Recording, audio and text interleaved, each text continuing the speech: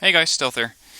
Back with another review of an armored warfare tank, and this time we're looking at a light tank, or light insofar as you can call it a light tank. This thing may be fast, but it packs one hell of a punch. We're looking at the Sheridan, the M551, and while it may look cute with a stubby nose, that stubby nose is actually a 152mm gun, and this thing fires both heat rounds, HE, and ATGMs.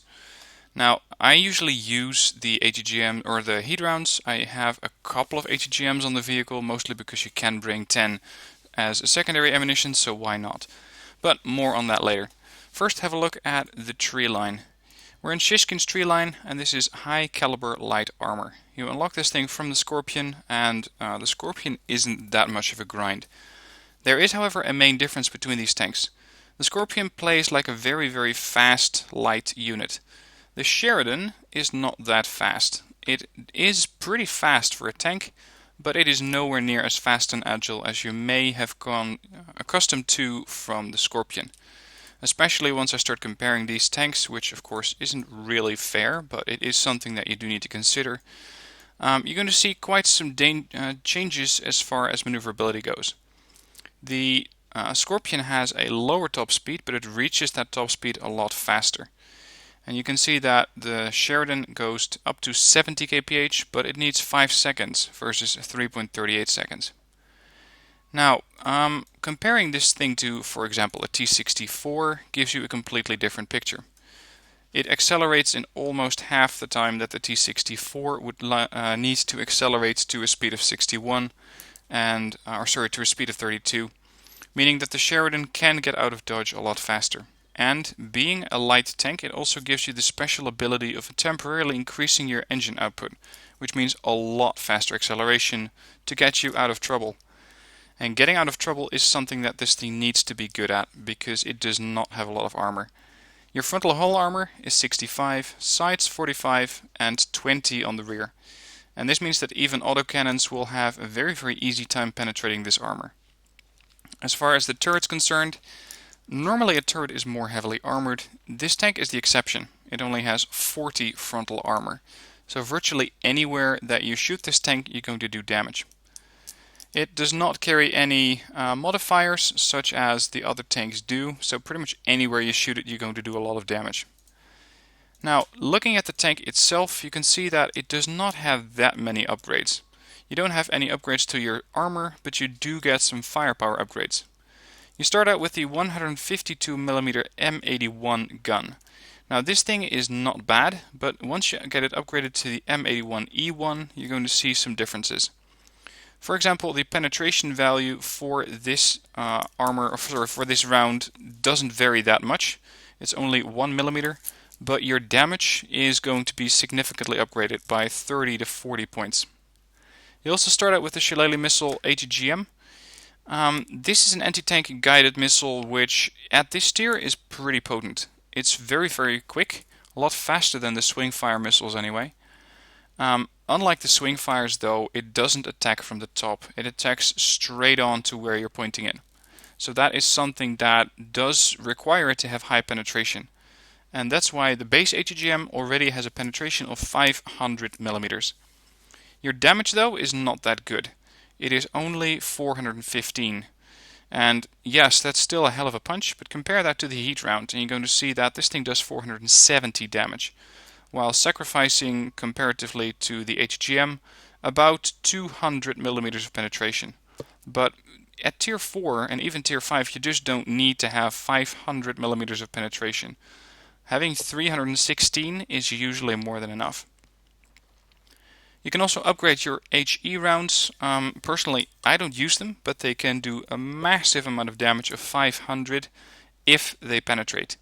And considering that their penetration is only 27mm and that your reload time varies anything between 12 and 15 seconds, I usually just fire heat and pick my targets with care. Because you may start to load HE and hope that you can get a side shot on a lightly armored transport, but 12 seconds in this game is a lot of time. And you are more likely to lose the target and have something else to shoot at than having your HE loaded in time for the target to still be in place. You can also upgrade this to another firepower retrofit slot, and it also benefits from one standard slot, so you can have two firepower slots. You can upgrade the engine a little bit, but it is not that much of a difference. It's going to save you 1 second and 10 microseconds to accelerate. It is nice to have, but I wouldn't prioritize it because the tank is okay in speed as is. But as mentioned, it doesn't accelerate as fast as the Scorpion does. For the technology slots, you can upgrade to smoke rounds, and I would definitely recommend this because sometimes you just have a lot of open terrain that you want to cross. You pop your smoke, you can head forward, or you pop your engine speed up and you pull a full reverse maneuver as you pop your smoke to get out of a dangerous situation. So you can use this both ways.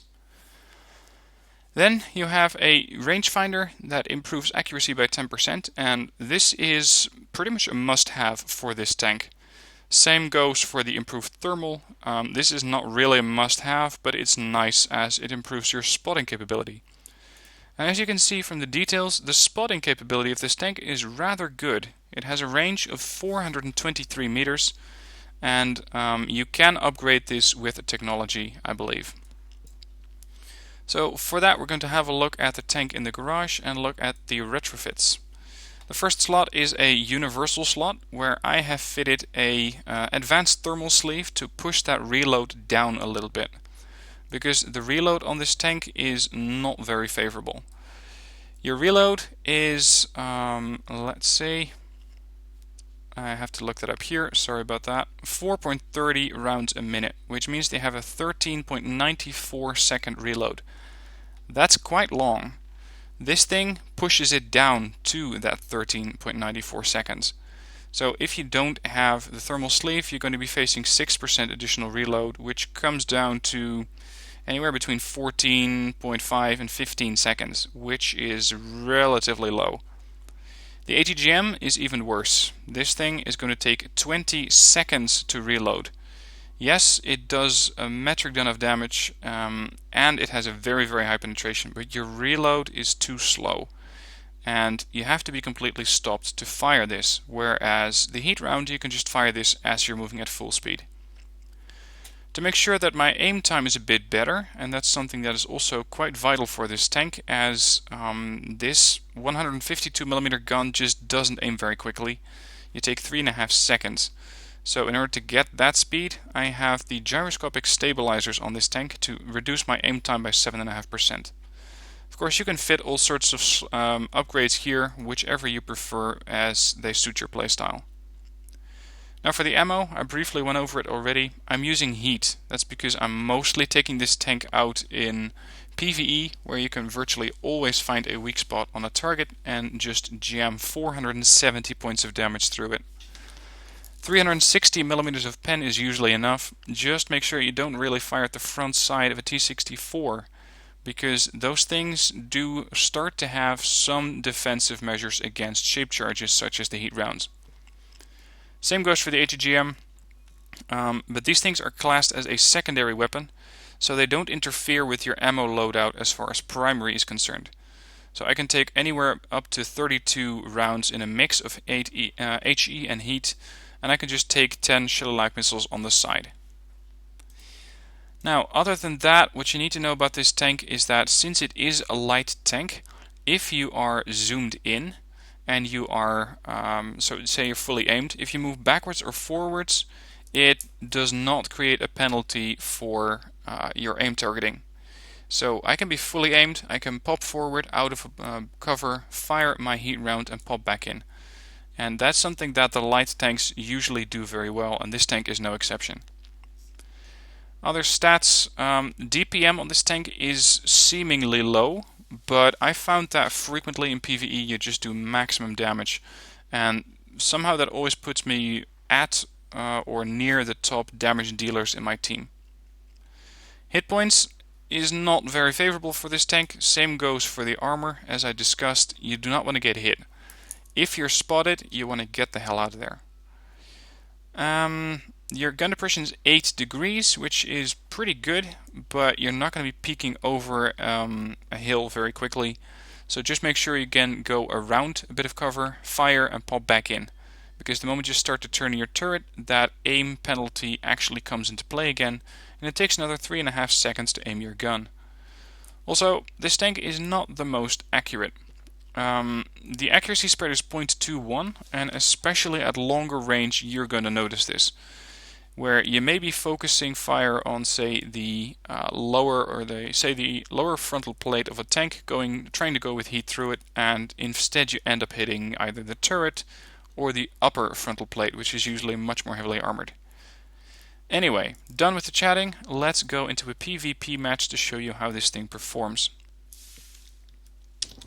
Okay, we're on a Lost Island, where we have quite a low amount of main battle tanks for the current matchmaking. Only the top 6 players are main battle tanks, and the rest is either tank destroyer, light tank or scout, and of course some artillery. So that makes it very, very favorable for me to actually get in, try to do a heat round and get out, because I can pen virtually anything. And you can see I'm by far, or I'm not exactly the only Sheridan on the team, as we have 5 of this type of tank on the team. Which means we don't have that much armor, at least not when compared to the enemy team. So, we're going to have to employ a bit of different tactics, try to flank, try to go around targets and pen the weak sides of them. So what I'm going to try to do first is a little bit of spotting, if I can pull it off safely, and otherwise I'm just going to set up a sort of ambush position where I can quickly fire and get out. And unless something really special happens, I will not be using the ATGM. Now usually you can see some sort of unit move by here on this road, which I'm looking at is this one. It's sort of the highway of this island. Team looks like it's moderately okay spread out. We got a 264 up there in the north. I got a 264 behind me as a bit of backup. And here is an LAV, but I have been spotted, so I gotta pull out. I do not want to dance with one of those things.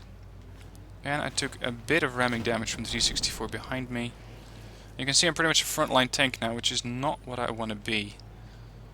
So time to pull out. And I can provide fire support from the rear. Considering that I have a decent camo rating, I'm not that likely to get shot at. Starship here. Wait for it to stop. Fire, and I only hit a critical module. So it didn't actually do damage there. But I did spot him, and let's see, unfortunately he didn't take any damage. But otherwise that spotting damage would have been attributed to me. I have been spotted again. I'm not going to stick around here too long. You can see we got all sorts of missiles going up, and I haven't really looked at the scenery, or at least not in the video. But there is some really beautiful scenery stuff going on. You can see there in the distance that seems to be an aircraft carrier, and we're not yet quite sure which aircraft carrier class that is. Might be a Kuznetsov or a British aircraft carrier, I don't know. That, anyway, it looks like an LCS, a littoral combat ship, one of the new frigates or destroyers, whatever you want to call them, for the US Navy. Okay, time to start getting out of here, and first we're going to do a bit of damage to this thing, 505. Wait for it to reload, but I'm pretty much a frontliner right now. And I wouldn't be surprised if they have seen me. So time to pop the smoke, pop the acceleration, and get the hell out of here. Got artillery coming in. Did a bit of damage, but only mildly. Now it would be great if I could shoot these guys in the side as they're moving up. I got a target here, which is another Sheridan, so put 477 into him. Taking autocannon fire, it seems. So with 2 rounds, I already did pretty much the same amount of hit points as my own tank has.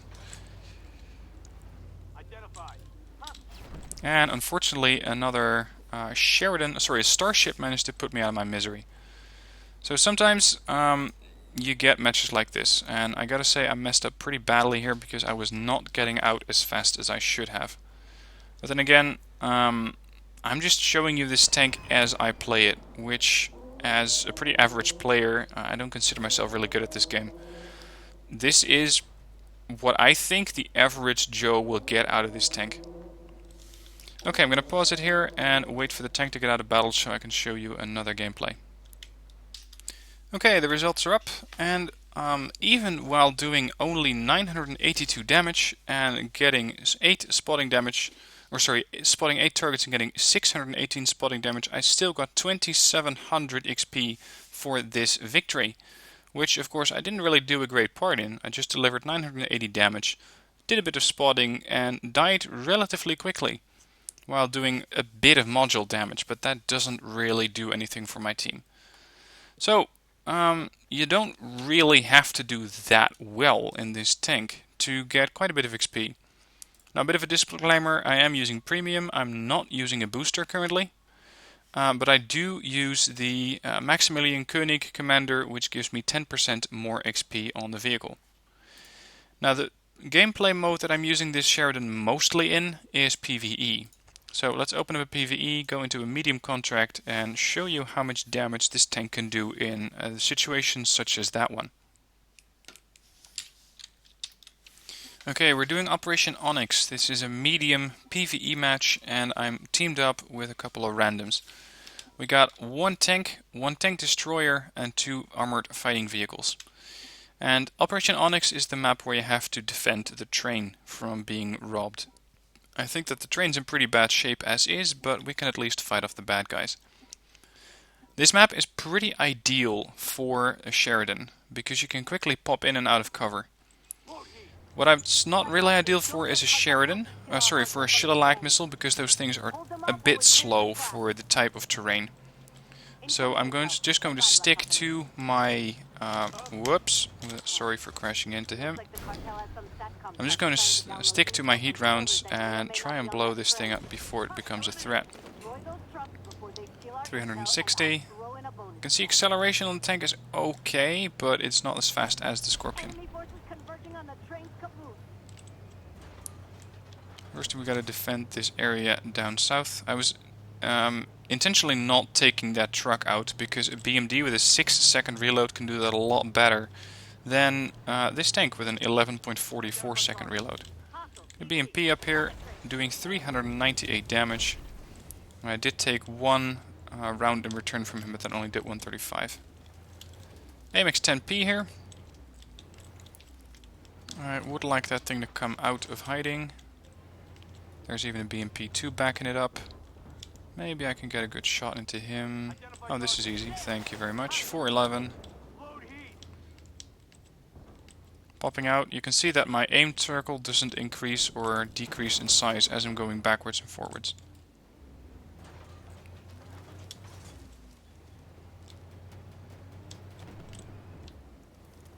Now usually units will also spawn right there, and there you got it. Now T-62 from the front is a target that this thing can penetrate. But I'm going to instead try coming in from the sides. I'm going to pop my acceleration to race up to this guy, derp a shot into his side and get out. Shot fired, but I missed. I aimed too fast, didn't give the gun enough time to aim in, and that's why I didn't get the damage done. So while this thing can aim in pretty quickly and aim and fire on the move, you can see that my aim circle is getting smaller. It can only decrease to a certain extent as you're moving at full speed. We should have pretty much cleared out this area. If you're watching this video in a year's time, it may be a completely different map, and probably they will have switched the bots from a standard spawn location to a dynamic spawn location. So they're no longer just going to spawn right on top of you. You actually get a bot spawn that depends on where you are, instead of being timed as it is right now. I'm not going to get there in time, I can tell you that much. I can do 40 damage to him, but the AMX took him out. Now see, this is what I mean. This thing spawned pretty much right on top of me. And these big light Panzers, 57, they got some really, really good firepower for a tank this size. gotta take him out before he does too much damage. But you can see that thing fired, I believe, twice and did 300 damage to me. Sheridan, waiting for it to aim in. Fired, 465. And as far as damage goes, I am currently, with only a couple of shots, leading the team on damage. Just because that heat round does so incredibly much damage. I'm going to load a ATGM after I fire my next round, to make sure that you have a bit of an idea how the ATGMs operate on this unit. That thing got killed off a bit faster than I could take aim. Usually we get some more unit spawns here, so I'm going to try and spot those, but I also got an AMX behind me, so he's probably going to spot them before I do. Armored fighting vehicles get better spotting rates than light tanks. You can see we're getting capped here. Just an AMX-10P, but we got 2, possibly even 3 units being capable of firing at this guy. Instead, let's go for the Gvostika.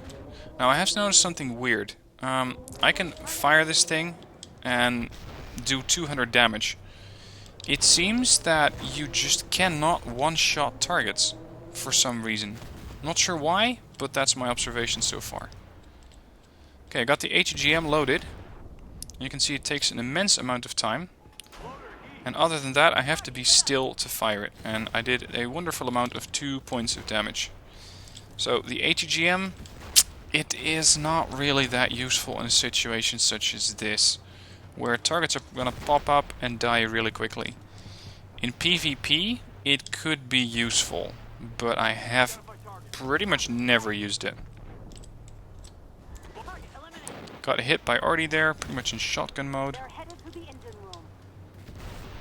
C-24, and by now the LAV has taken me over by a lot as far as damage done is concerned. Let's jam another heat round into that thing. Again, 265, where my normal shots go in for about 400 points of damage. And I'm not going to finish off weakly or lightly... I'm not going to finish off targets because I want to do maximum damage. Or I want to do a lot of damage. If I shoot at targets which only have 10 hit points, that's a waste of my capacity. At least that's the way that I consider my reload. So that's what something like the LAV with a 5-second reload comes in useful for. Or even the Beam D1 with I believe a 6-second reload. Now finally something that has a bit of armor and hit points, the Super M60. But I can easily go through the side, if not for the fact that the tank slightly angled just before I was about to fire. Now let's try not to fire into my buddy as he moves up. Got him. Should have instead fired at the 430 here, but so be it. Moving up, you can see acceleration is lacking sometimes. Donked a shot into that guy. I'm gonna try and ram the Scorpion. Or not. Jumped off the terrain there. Maybe we can try and get a side shot on these tank destroyers, although it doesn't really matter where you hit them. Look at that, 535. Still, that TD is slightly above me in damage done. And this guy's gonna get rammed. Ramming in this tank is actually a pretty good way of doing damage to the enemy. I again hit the track of this chieftain, which instantly immobilized him, so that's going to add to my assist damage, but it's not actual damage done. You can see that my team managed to take it out. And of course, by the time I get to the other flank, the units start spawning over here. Fired too soon, and I did that intentionally to show you how far those things can deviate from their intended course. You really have to zoom in with this tank in order to get some damage on target. Quick victory there. I believe that only took me about, 8 minutes? Pretty fast. Gotta wait for the results screen to come up as usual, and I hope they're still going to do something about this victory screen because it just takes too long. Whereas loading in the new screens, getting back to the garage, showing results screen, stuff like that, it usually takes too long. So it's a bit torn in the middle. But then again, it's a big game. You're loading up 20 gigs.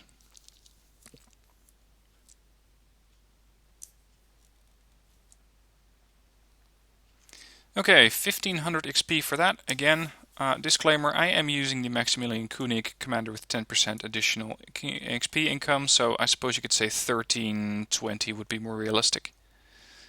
As far as rewards go, we get a PvE teamwork medal because we didn't take any losses. And I scored second on the team after the LAV and slightly above the BMD. You can see that for some reason the AMX 10P just didn't do a lot of damage. And I spotted quite a few vehicles as well. That spotting damage does get you some XP, but not as much as you may have expected from. And you can see that the damage spotted got me 1125 damage bonus basically, which resulted in 24 XP.